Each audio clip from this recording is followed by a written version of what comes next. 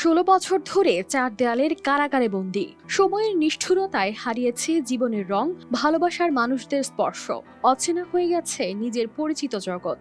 ঘরে ফিরে দেখেন নিজ সন্তানকেই যেন আর চিনতে পারছেন না। অভাবের তাড়নায় কুঁজো হয়ে গেছেন যৌবনে রেখে যাওয়া স্ত্রী। পুরনো ঠিকানা এখন যেন কেবলই স্মৃতি, কারণ বাড়িটিও বিলীন করে নিয়েছে নদী। বলছি বিডিআর বিদ্রোহের ১৬ বছর পর কারাগার থেকে মুক্তি পাওয়া ইলিয়াস শিকদারের কথা।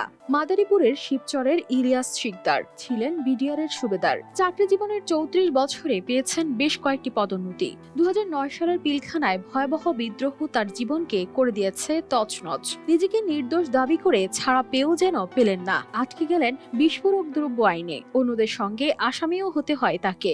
এভাবেই অন্ধকারে কেটে যায় ১৬টি বছর। এদিকে স্ত্রী হাওয়া বেগম একা সন্তানদের মানুষ করার চেষ্টা করেছেন, কিন্তু দারিদ্র্য সব স্বপ্ন ধূলিসাৎ করে দিয়েছে। কখনো ঠিকমতো খাবার জোটেনি, কখনো ছেলেমেয়ের পড়াশোনার খরচ চালানো সম্ভব হয়নি।